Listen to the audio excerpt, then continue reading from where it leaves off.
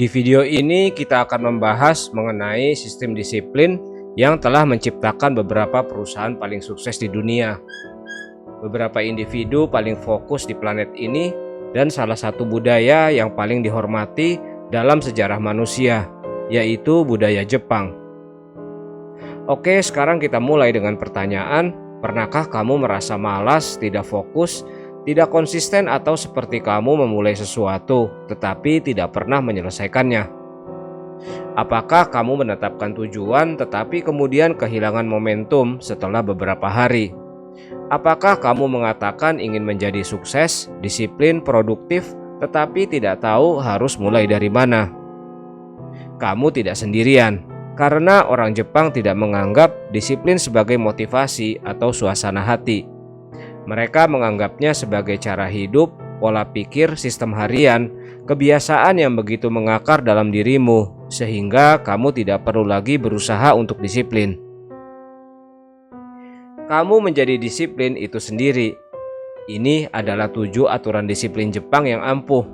Bukan hanya teori, bukan hanya kiat, tapi dengan contoh nyata yang ampuh, dengan makna yang jelas, dan bagaimana kamu dapat menerapkannya dalam hidupmu sendiri.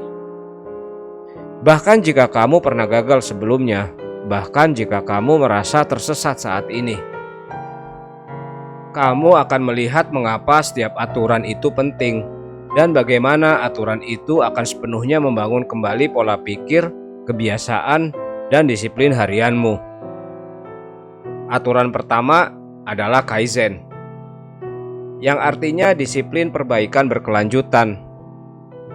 Kaizen adalah salah satu ide paling ampuh dalam budaya Jepang, dan artinya perubahan menjadi lebih baik. Tapi ini bukan perubahan besar, bukan perubahan dalam semalam. Artinya perbaikan kecil setiap hari. Bayangkan kamu meningkatkan hanya 1% setiap hari, bukan 10%, bukan 100%, hanya 1%. Kedengarannya kecil, tapi jika kamu melakukan itu selama setahun, kamu tidak akan menjadi 365% lebih baik. Kamu akan menjadi 37 kali lebih baik. Itulah matematika pertumbuhan majemuk. Inilah rahasia dibalik bagaimana Jepang menjadi salah satu ekonomi terkuat di dunia. Bahkan setelah Perang Dunia Kedua menghancurkan hampir segalanya.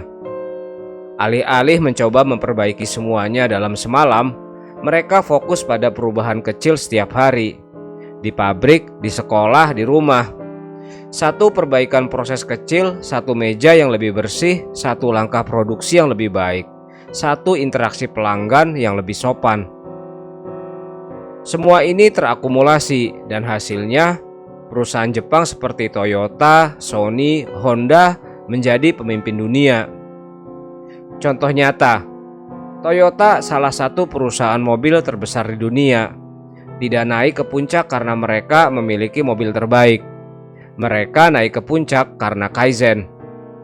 Di pabrik Toyota, setiap pekerja, bahkan yang paling baru sekalipun, diizinkan untuk menghentikan seluruh jalur produksi jika mereka melihat masalah atau memiliki ide perbaikan.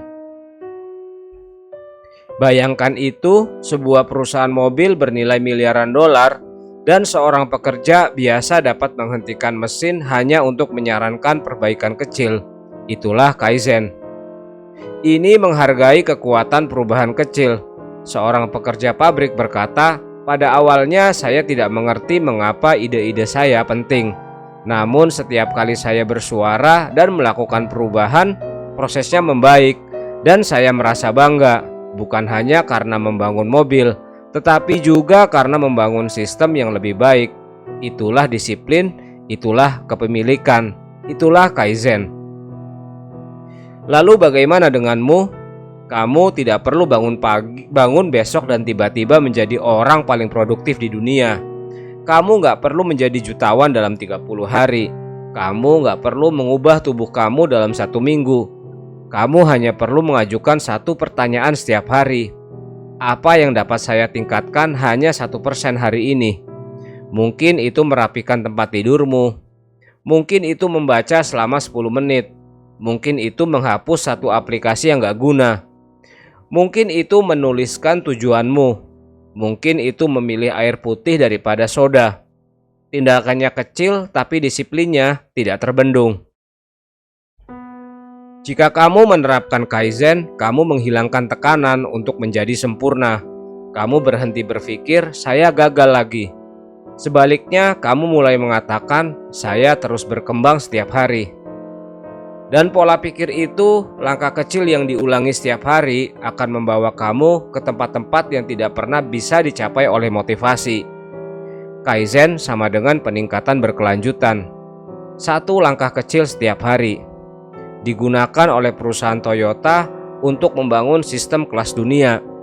Kamu dapat menggunakannya untuk meningkatkan hidup, kebiasaan, dan pola pikirmu selamanya. Aturan kedua yaitu Ikigai, yang artinya temukan tujuan kamu dan disiplin akan mengikuti. Bagaimana jika saya mengatakan kepadamu, kamu tidak membutuhkan lebih banyak motivasi? Kamu tidak membutuhkan lebih banyak kiat disiplin. Kamu hanya membutuhkan alasan yang kuat, bermakna, dan emosional. Itulah yang disebut orang Jepang sebagai Ikigai. Apa arti Ikigai? Mari kita uraikan. Iki berarti hidup, Gai berarti nilai atau harga. Jadi Ikigai berarti alasan mengapa hidupmu layak dijalani. Bukan hanya karirmu, bukan hanya gairahmu. Ini adalah perpaduan dari 4 hal yang kuat. Pertama, apa yang kamu cintai. Kedua, apa yang kamu kuasai. Yang ketiga, apa yang dibutuhkan dunia. Dan yang keempat, apa yang bisa kamu dapatkan bayarannya. Ketika kamu menemukan sesuatu yang memenuhi keempat hal tersebut, itulah Ikigaimu. Dan begitu kamu menemukannya, disiplin menjadi mudah. Karena sekarang kamu tidak memaksa diri untuk bekerja. Kamu ditarik oleh sesuatu yang lebih besar. Kamu tidak mendorong, kamu mengalir. Izinkan saya menceritakan kisah Jiro Ono, seorang koki sushi Jepang. Dia bukan sembarang koki, usianya lebih dari 90 tahun. Restorannya memiliki 3 bintang. Orang-orang menunggu berbulan-bulan untuk reservasi. Bahkan Barack Obama mengatakan itu adalah sushi terbaik yang pernah ia makan. Tapi inilah bagian yang paling hebat. Jiro bangun setiap hari sebelum matahari terbit untuk melakukan hal yang sama yang telah ia lakukan selama lebih dari 70 tahun, yaitu membuat sushi. Sekarang kebanyakan orang akan berkata, bukankah itu membosankan? Nasi yang sama, ikan yang sama, proses yang sama. Tapi tidak bagi Jiro, karena pekerjaannya adalah ikigainya. Ia pernah berkata, bahkan setelah puluhan tahun saya merasa belum menguasainya. Selalu ada sesuatu yang perlu ditingkatkan. Saya hanya ingin membuat sushi yang lebih baik hari ini daripada kemarin. Jiro tidak melakukannya untuk ketenaran. Ia tidak mengejar kesuksesan, ia mengejar makna. Dan itulah mengapa kedisiplinannya tidak tergoyahkan. Mengapa Ikigai menciptakan kedisiplinan alami? Jika kamu tidak mengetahui tujuanmu, kamu akan selalu berjuang dengan kedisiplinan. Kamu akan menekan tombol tunda. Kamu akan menghindari kerja keras. Kamu akan berkata, saya akan mulai besok. Namun ketika kamu memiliki Ikigai, disiplin menjadi naluriah. Bayangkan seperti ini, seorang prajurit tidak membutuhkan motivasi untuk berlatih, karena ia melindungi negaranya. Seorang ibu tidak membutuhkan disiplin untuk merawat bayinya, karena anak itu adalah hidupnya. Seorang seniman tidak perlu dipaksa untuk melukis, karena itu adalah udara yang mereka hirup. Ketika kamu menemukan Ikigaimu, kamu gak perlu didorong. Kamu bangun dan bergerak maju, karena kamu harus, bukan karena seseorang menyuruhmu, tetapi karena hatimu menuntunnya. Mari kita bahas lebih dalam. Berikut adalah kerangka kerja langkah demi langkah untuk membantu kamu mengidentifikasinya. Yang pertama, apa yang kamu suka? Tanyakan pada diri sendiri, Aktivitas apa yang membuat kamu lupa waktu? Apa yang bisa kamu lakukan selama berjam-jam dan nggak pernah bosan? Apa yang membuatmu bersemangat ketika kamu membicarakannya? Yang kedua, apa keahlianmu? Bahkan jika kamu bukan yang terbaik, di mana kamu merasa percaya diri? Apakah itu menulis, mengajar, menggambar, memimpin? Apa yang orang-orang puji darimu? Yang ketiga, apa yang dibutuhkan dunia? Lihatlah di luar dirimu, masalah apa yang ingin kamu selesaikan, siapa yang ingin kamu bantu, dampak apa yang ingin kamu berikan. Yang keempat, apa yang bisa kamu dapatkan bayarannya? Kamu mungkin suka bermain gitar, tapi bisakah kamu mengubahnya menjadi penghasilan? Ini tentang menciptakan kehidupan yang bermakna dan mandiri. Temukan titik temu di mana keempatnya saling tumpang tindih, saling beririsan, sekalipun kecil, sekalipun tidak sempurna. Mulailah dari sana, itulah ikigaimu. Ada sebuah tempat di Jepang bernama Okinawa.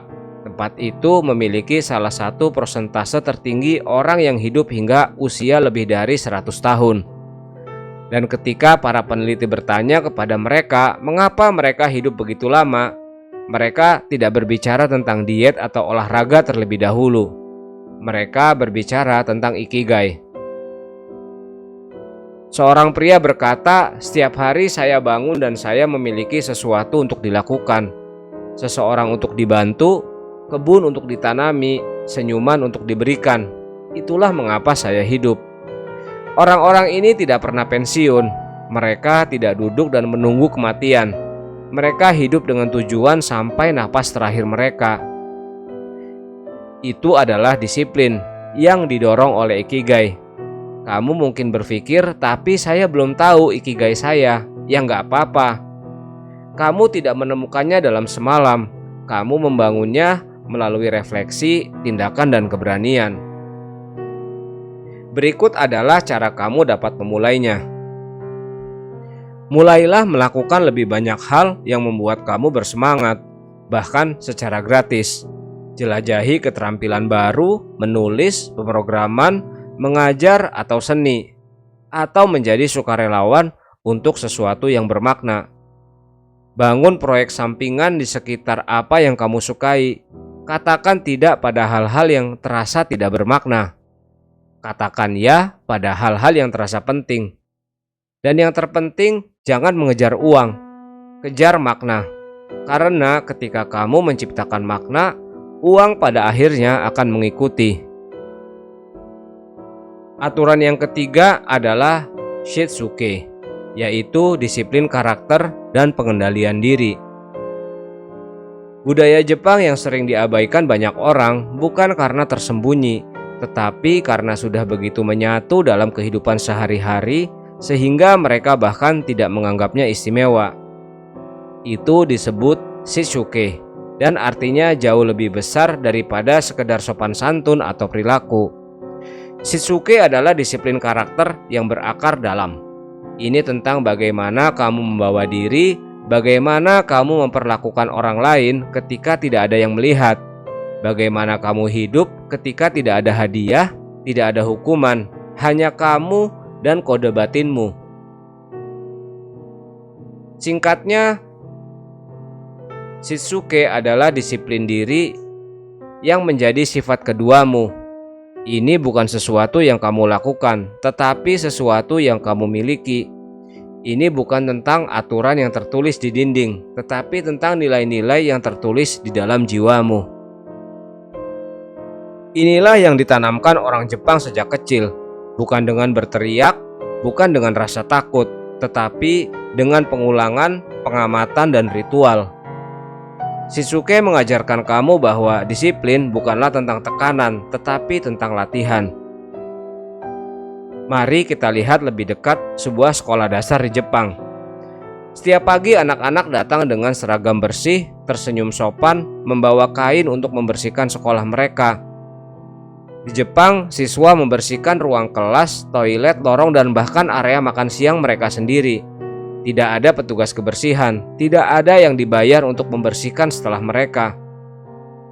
Karena tujuannya bukan hanya untuk menjaga kebersihan sekolah, tetapi juga untuk membangun karakter. Dengan melakukan ini setiap hari, sejak usia yang sangat muda, siswa belajar menghormati ruang bersama, bertanggung jawab atas kekacauan mereka sendiri, disiplin untuk bertindak tanpa disuruh, dan inilah bagian yang paling ampuh. Mereka tidak mengeluh. Karena bagi mereka ini normal. Inilah Shinsuke yang sedang beraksi. Kebiasaan sehari-hari yang perlahan membentuk identitasmu. Mengapa kebanyakan orang kesulitan dengan disiplin dan bagaimana Shinsuke memperbaikinya? Izinkan saya memberitahu kamu sebuah kebenaran yang pahit. Kebanyakan orang gagal menjadi disiplin bukan karena mereka lemah, tetapi karena mereka memperlakukan disiplin seperti alat sementara, sesuatu yang hanya digunakan saat dibutuhkan. Kamu makan bersih hanya sebelum pernikahan. Kamu hanya belajar pada malam sebelum ujian. Kamu bekerja keras hanya ketika atasanmu mengawasi. Itu bukan disiplin, itu adalah kinerja. Shinsuke mengajarkan sebaliknya. Dikatakan bahwa jika sesuatu layak dilakukan, maka harus dilakukan dengan hati-hati, bangga, dan konsisten. Bahkan ketika tidak ada yang mengawasi, karena kesuksesan sejati tidak datang dari upaya singkat. Itu datang dari membangun kebiasaan keunggulan dalam diam. Kamu tidak menjadi hebat dengan melakukan hal-hal besar sekali saja. Kamu menjadi hebat dengan melakukan hal-hal kecil dengan baik setiap hari, tanpa gagal. Contohnya, mari kita lihat upacara minum teh tradisional Jepang.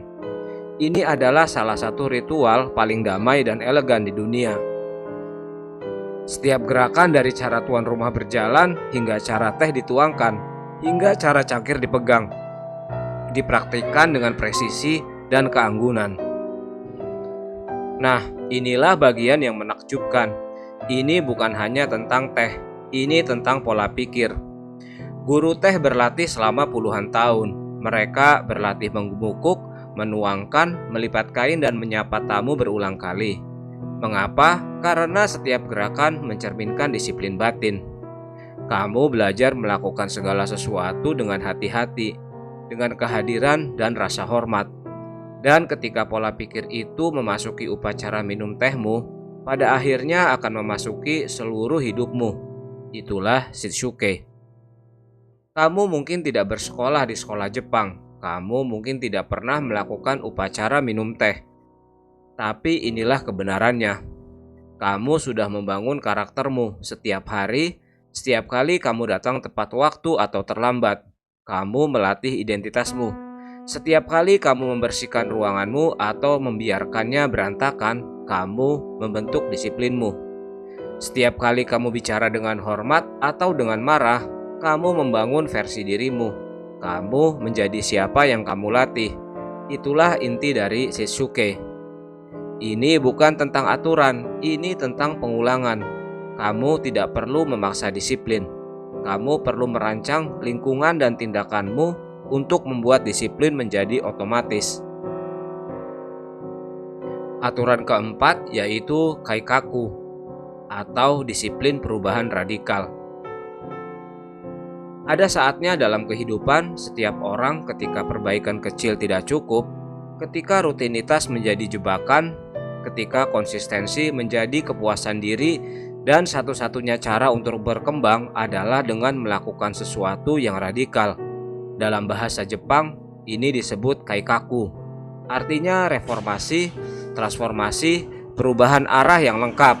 Bukan suntingan kecil, bukan penyesuaian kecil, tetapi menghancurkan sistem dan membangun sistem yang lebih baik. Kaikaku adalah disiplin perubahan yang berani, bukan karena kamu menginginkannya, tapi karena hidupmu menuntutnya. Lalu, apa itu kaikaku? Kaikaku bukanlah tindakan panik. Ini bukan berhenti karena keadaan menjadi sulit.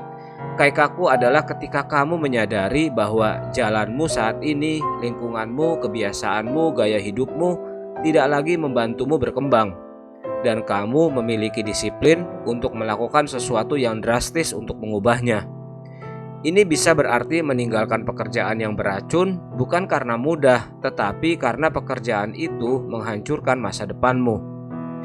Ini bisa berarti menghapus semua gangguan di ponselmu, meskipun terasa menyakitkan. Ini bisa berarti mengubah lingkaran pergaulanmu, pola makanmu, jadwalmu, atau bahkan identitasmu. Karena kehidupan yang kamu inginkan tidak mungkin terwujud dengan kebiasaan yang kamu miliki saat ini.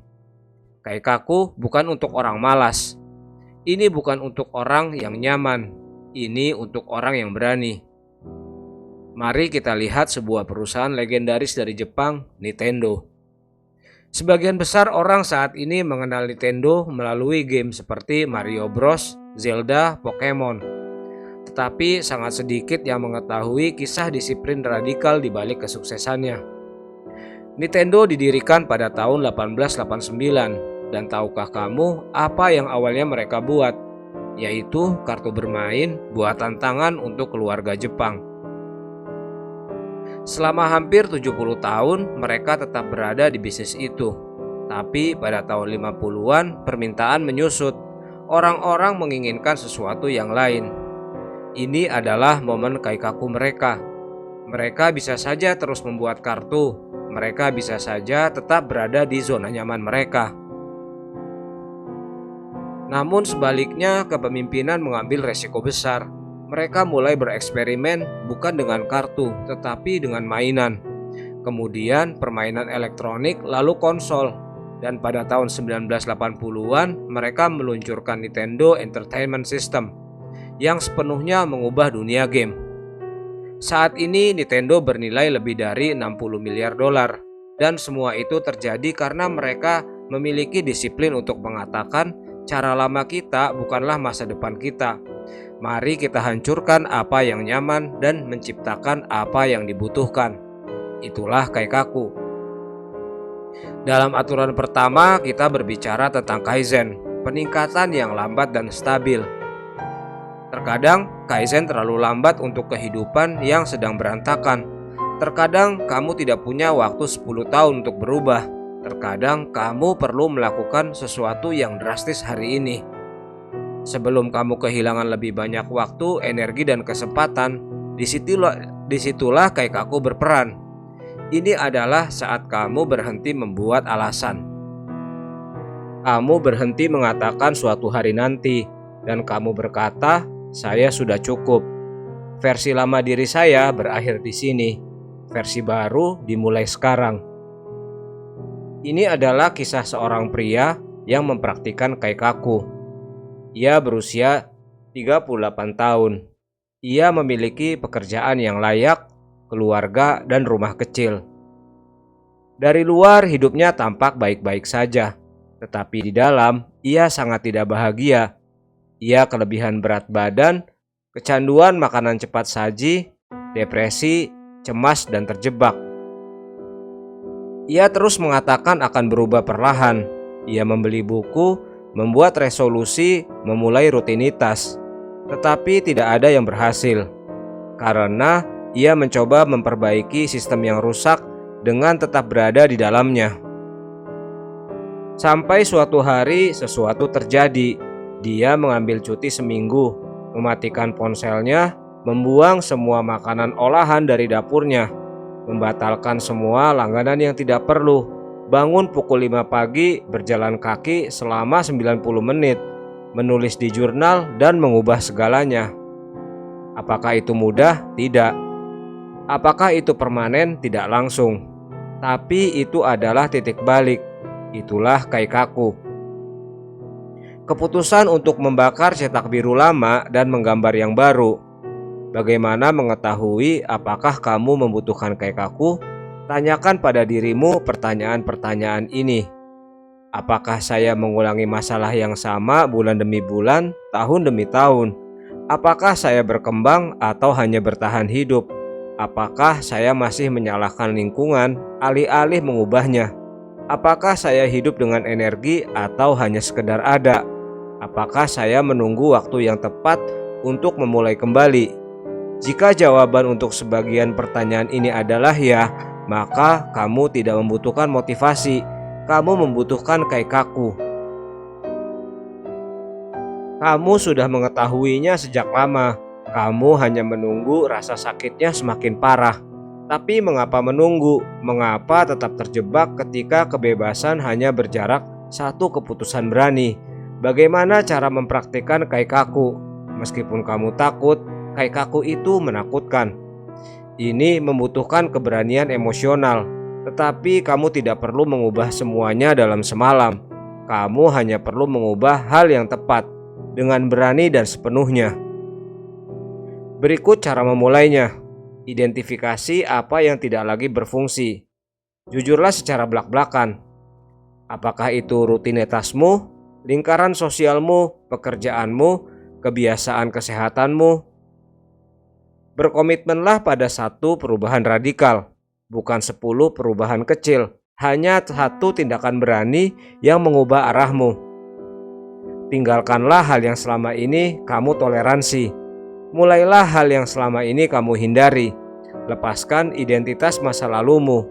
Kaikaku mengharuskan kamu untuk mengatakan, saya bukan lagi orang yang dulu. Meskipun orang lain tidak mengerti, meskipun terasa kesepian, kamu tidak di sini untuk tetap sama. Kamu di sini untuk berevolusi. Ciptakan struktur di sekitar hal baru. Disiplin tidak bertahan hanya dengan kegembiraan. Kamu harus merancang lingkunganmu untuk mendukung versi baru dirimu, jadwal baru, alat baru, standar baru. Beranilah untuk mematahkan polamu sendiri. Disiplin bukan hanya tentang melakukan lebih banyak. Terkadang ini tentang melakukan hal-hal yang benar berbeda. Kaikaku mengingatkan kita, kamu bukanlah pohon, kamu bisa bergerak. Kamu bisa bertransformasi. Kamu bisa memprogram ulang seluruh hidupmu. Jika kamu berhenti melindungi kenyamananmu dan mulai melindungi masa depanmu, kamu tidak perlu sempurna. Kamu tidak perlu tanpa rasa takut. Kamu hanya perlu berhenti beralasan dan siap untuk babak baru. Kaikaku berarti reformasi radikal, bukan perubahan lambat, tetapi transformasi yang berani. Ini digunakan oleh perusahaan Jepang seperti Nintendo untuk beralih dan mendominasi industri baru. Diterapkan oleh orang-orang yang lelah mengulangi kegagalan yang sama. Ini tentang keberanian untuk menghancurkan apa yang nyaman dan menciptakan apa yang dibutuhkan. Kamu tidak tumbuh dengan tetap berada dalam sistem yang mengecilkanmu. Kamu tumbuh dengan mengubahnya. Aturan kelima adalah Hansei, yaitu disiplin refleksi diri yang jujur. Di dunia yang terobsesi dengan kesuksesan, ada satu keterampilan yang dihindari kebanyakan orang. Satu praktek yang membuat orang-orang terkuat semakin kuat dan orang-orang lemah menghilang, yaitu refleksi diri. Tetapi di Jepang ini bukan pilihan. Ini adalah disiplin harian, harapan budaya dan cara hidup. Ini disebut Hansei. Dan artinya adalah untuk merenung, memeriksa, dan bertanggung jawab tanpa alasan. Apa itu Hansei? Hansei bukan hanya memikirkan apa yang terjadi, bukan sekedar menulis jurnal biasa, bukan juga mengatakan, oh baiklah, aku akan melakukannya lebih baik lain kali. Hansei adalah evaluasi diri yang jujur dan brutal. Ini adalah disiplin untuk menghentikan segalanya dan bertanya pada diri sendiri, di mana letak kesalahanku? Kesalahan apa yang kubuat? Apa yang kulakukan?